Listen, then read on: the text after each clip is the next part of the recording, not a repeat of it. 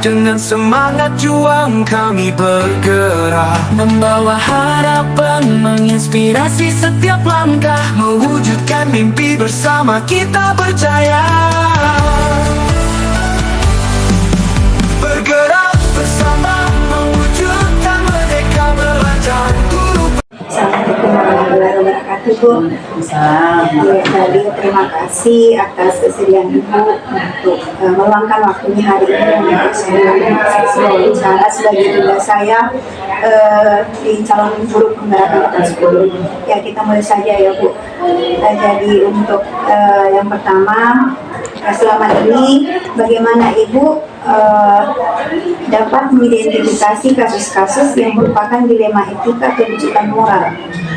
Ya, sebelum saya jawab, saya perkenalkan diri dulu, boleh? Iya. Again, nama saya Dr. Kasmiti Zainuddin. Saya adalah Kepala Sekolah SMP Negeri 17 Bulukumba. Ya, bagaimana mengidentifikasi kasus antara dilema etika dan moral ya? Ya, kalau misalnya sebenarnya tidak terlalu sulit. Kenapa? Karena kalau berbicara tentang rujukan moral berarti benar salah. Ya, ada sisi benarnya dan ada sisi salah. Berarti untuk menetapkan keputusannya kita sudah tahu yang benar ini. Tetapi kalau berbicara tentang dilema etika itu kan tidak ada benar salahnya, tapi dua-duanya benar.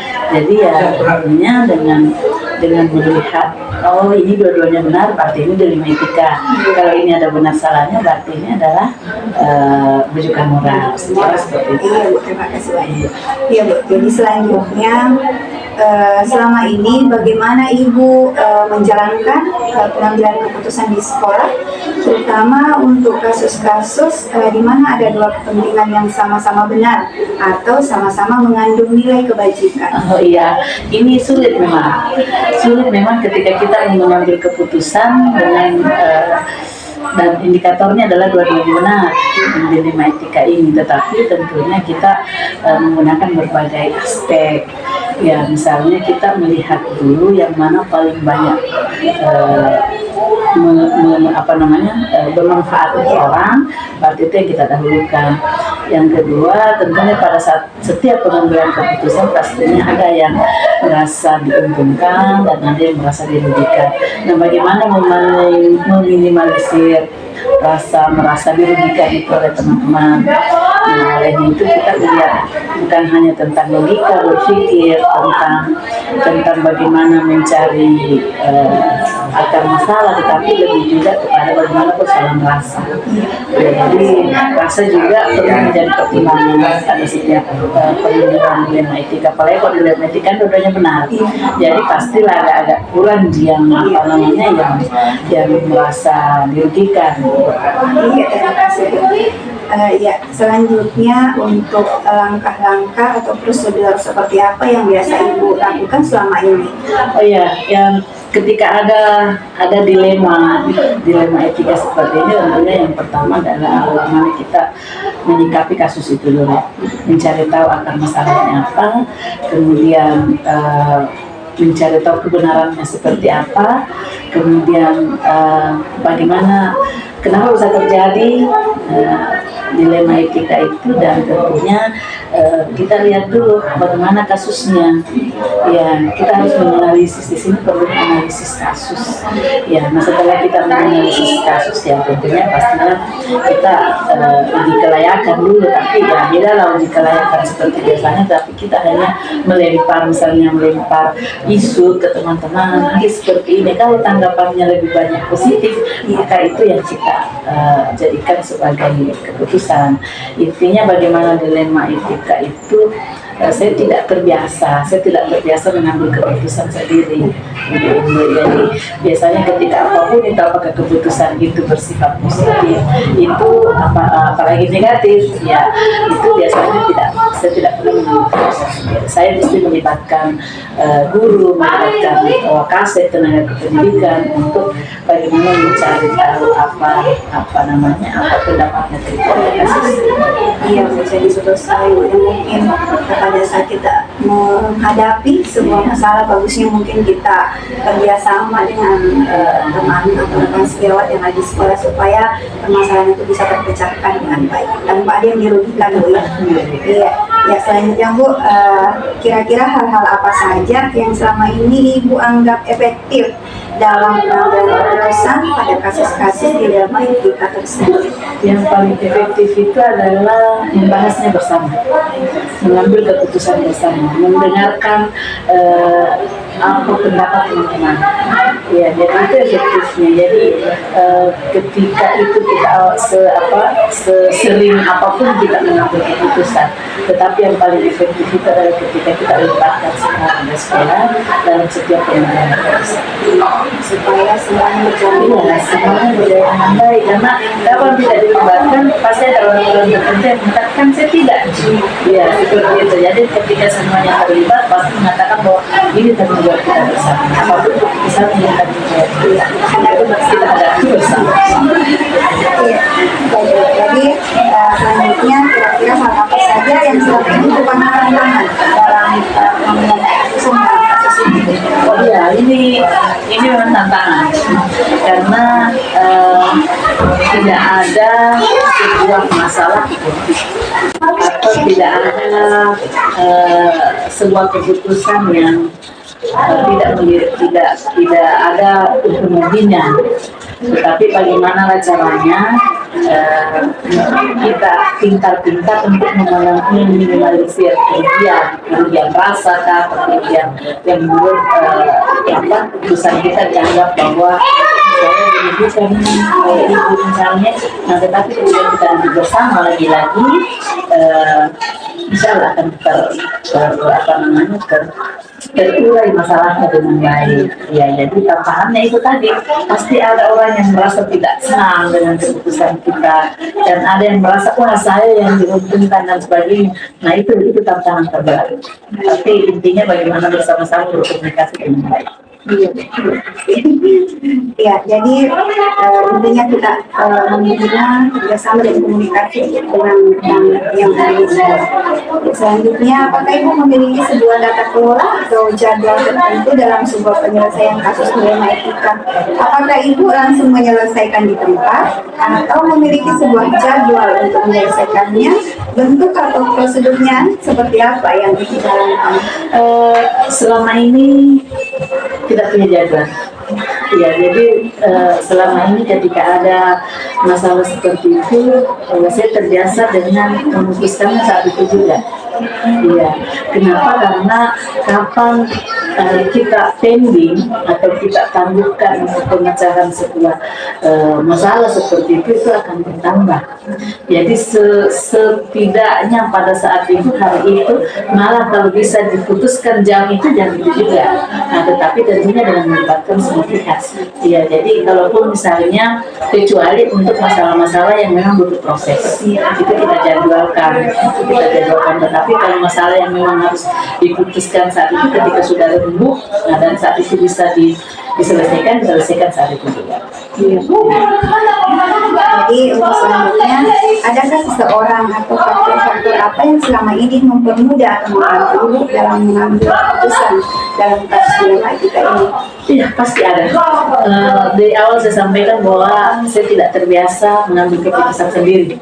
Ya, akhirnya yang paling berperan ya tentunya teman-teman di sekolah, yaitu yang utama teman-teman guru, tenaga pendidikan, wakasek, tenaga semua warga sekolah itu adalah bagian dari pengambilan keputusan dilema etika, dan tentunya dengan hal-hal lain, termasuk mungkin orang tua siswa kadang kita libatkan dalam pengambilan keputusan. Kemudian kalau memang menginginkan untuk kita libatkan pemerintah desa, ya kita juga libatkan.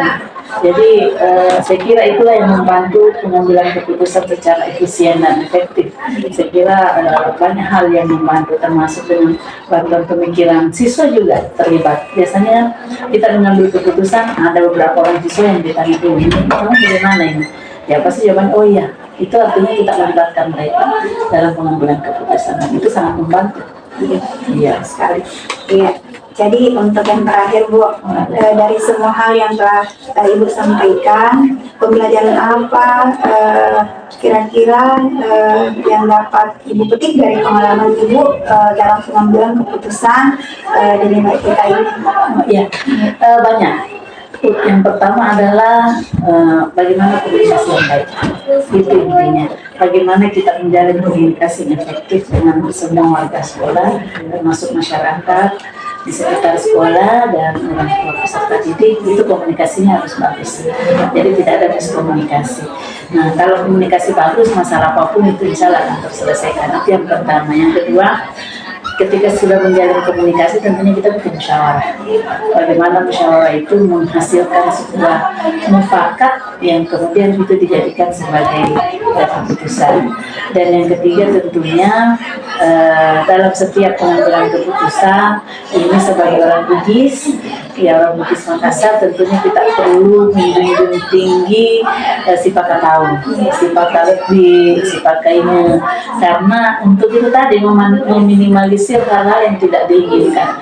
Jadi kalaupun misalnya guru A merasa ini tidak berpihak kepada saya, ini keputusannya ibu, tetapi karena kita panggil secara pribadi, sifat tahu, menjelaskan seperti apa selaku adik atau selaku sahabat atau selaku kakak, saya kira tidak ada yang merasa dikucilkan, disalahkan dan sebagainya. Saya kira seperti itu. Terima kasih, menarik sekali Bu apa yang disampaikan hari ini. Terus terang saya mengambil banyak sekali pelajaran. Semoga kedepannya saya bisa mengikuti apa yang Ibu lakukan selama ini sebagai pemimpin di satuan pendidikan. Terima kasih banyak Bu. Wassalamualaikum warahmatullahi wabarakatuh. Merdeka belajar, guru penggerak penuh semangat. Assalamualaikum warahmatullahi wabarakatuh. Jadi hari ini saya akan melakukan sesi wawancara dengan Ibu Nur Aini, Kepala UPT PF SD Negeri 244 Salasa Ibu. Ya, Assalamualaikum Bu. Waalaikumsalam warahmatullahi wabarakatuh dan selamat datang. Semoga apa yang kita lakukan hari ini dapat berjalan dengan lancar sesuai apa yang kita harapkan. Iya Bu, saya pribadi mengucapkan banyak terima kasih karena Ibu meluangkan waktunya. Jadi saya minta kesediaannya Ibu sebentar untuk melakukan wawancara sebagai pemenuhan tugas saya di calon guru penggerak angkatan 10 ya Bu. Ya baik Bu, jadi kita mulai saja untuk pertanyaan saya yang pertama, yaitu selama ini bagaimana Ibu dapat mengidentifikasi kasus-kasus yang merupakan dilema etika atau kejutan moral di sekolah Ibu? Yang pertama yang saya lakukan adalah tentunya untuk memahami dulu kasus tersebut, apakah harusnya berkomunikasi dulu dengan pihak-pihak yang terlibat. Kemudian setelah permasalahan sudah dipahami, maka saya perlu melakukan beberapa hal untuk bisa menentukan apakah kasus tersebut merupakan wujudan moral ataukah dilema etika. Iya, seperti itu ya Bu. Jadi yang pertama itu menurut Ibu yaitu mendalami dulu, memahami kasusnya ya Bu. Nah, selanjutnya kita berkomunikasi dengan pihak-pihak atau rekan-rekan yang ada di sekolah kita. Ya baik Bu. Kemudian untuk pertanyaan selanjutnya, selama ini bagaimana Ibu menjalankan pengambilan keputusan di sekolah Ibu, terutama untuk kasus-kasus di mana ada dua kepentingan yang sama-sama benar atau sama-sama mengandung nilai kebajikan? Kalau menurut saya, yaitu mempertimbangkan kedua hal yang sama benar tersebut membenturkan faktor apakah atau pihak mana, apakah kepentingan pribadi sifatnya atau banyak orang, kemudian mengandung nilai-nilai kebenaran atau kesetiaan, rasa adil atau belas kasihan, ataukah terdampak untuk saat ini dan seterusnya. Iya Bu, terima kasih sekali. Untuk di pertanyaan selanjutnya, kira-kira langkah-langkah atau prosedur apa yang Ibu biasa lakukan selama ini?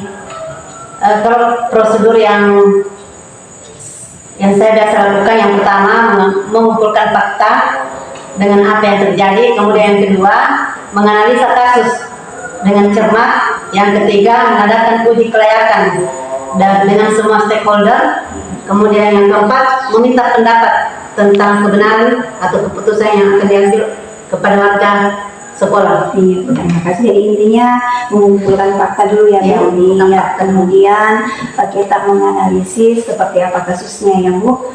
Oke, Bu, terima kasih. Selanjutnya, kira-kira hal apa saja yang selama ini Ibu anggap efektif dalam mengambil keputusan pada kasus-kasus dilema etika di sekolah Ibu? Untuk hal itu, saya selalu berpedoman pada kebenaran dan selalu melibatkan warga sekolah dengan melakukan diskusi tentunya untuk mengambil keputusan sehingga keputusan yang kita dapat kita pertanggungjawabkan bersama. Iya, Bu. Ya, selanjutnya, Bu, hal-hal apa saja yang selama ini merupakan tantangan dalam pengambilan keputusan pada kasus-kasus dilema etika? Kalau menurut saya hasil keputusan yang diambil mungkin akan berpihak pada pihak yang tidak dapat menerima dengan sepenuhnya. Kemudian proses untuk dapat memahamkan sebagian orang untuk secara ikhlas dan menerima dan menjalankan keputusan. Nah, menjadi sebuah tantangan serta untuk tetap istiqomah dengan menjalankan keputusan yang sudah disepakati. Iya, baik, Bu. Terima kasih. Selanjutnya, apakah Ibu memiliki sebuah tata kelola atau jadwal tertentu untuk sebuah penyelesaian kasus dilema etika? Apakah Ibu langsung menyelesaikan di tempat atau memiliki sebuah jadwal untuk menyelesaikannya? Bentuk atau prosedurnya seperti apa yang Ibu lakukan? Tidak, saya tidak memiliki jadwal tertentu dalam menyelesaikan sebuah kasus atau masalah. Intinya, saya melihat kasus mana yang perlu diselesaikan secepatnya, tergantung dari jenis kasus dan pentingnya kasus tersebut diselesaikan secepatnya, agar tercipta lingkungan sekolah yang sehat, kondusif buat semua warga sekolah. Iya, Bu. Jadi intinya di sini tidak ada jadwalnya, Bu, ya. Artinya apakah memang permasalahan itu harus diselesaikan secepatnya atau saat ini juga ya kita selesaikan ya, Bu? Iya, tergantung dari kasusnya seperti apa. Ya, terima kasih, Bu. Ya, selanjutnya, adakah seseorang atau faktor-faktor apa yang selama ini mempermudah atau membantu Ibu dalam pengambilan keputusan dalam kasus-kasus dilema etika? Kalau persoalan itu selama ini yang biasa membantu saya dalam pengambilan keputusan kasus dilema etika yaitu rekan-rekan yang ada di sekolah, kemudian pengawas wilayah, rekan-rekan guru, dan yang memiliki sikap arif dan bijaksana dalam mengambil sebuah kesimpulan di suatu permasalahan. Iya, Bu. Intinya kita melibatkan ya, Bu, rekan sejawat atau misalnya pengawas dan mungkin masyarakat yang dilibatkan ya, Bu. Artinya di sini mungkin tokoh-tokoh masyarakat. Iya, baik, Bu. Dan untuk pertanyaan yang terakhir, Bu, dari semua hal yang telah disampaikan, kira-kira pembelajaran apa yang dapat Ibu petik dari pengalaman Ibu mengambil keputusan dilema etika? Kalau yang saya dapat ambil yaitu koordinasi dan komunikasi, karena selain untuk menjaga keharmonisan lingkungan kerja, juga untuk memperbanyak relasi referensi. Iya, terima kasih banyak, Bu, atas waktunya. Setelah mendengar pemaparan dan jawaban Ibu, saya sangat bersyukur. Semoga saya bisa mengikuti apa yang Ibu tuangkan selama ini, apa yang Ibu jalankan di sekolah atau instansi Ibu tempat bekerja. Terima kasih, Bu, atas waktunya. Wassalamualaikum warahmatullahi wabarakatuh. Dengan cinta dan tekad kita mengukir sejarah menuju Indonesia emas. Setiap anak adalah bintang yang siap bersinar. Dengan bimbingan kami mereka akan cemerlang. Dengan semangat juang kami bergerak, membawa harapan, menginspirasi setiap langkah, mewujudkan mimpi bersama kita percaya. Bergerak bersama mewujudkan merdeka belajar. Guru penggerak penuh semangat membara. Dengan cinta dan tekad kita mengukir sejarah menuju Indonesia emas. Setiap anak adalah bintang yang siap bersinar.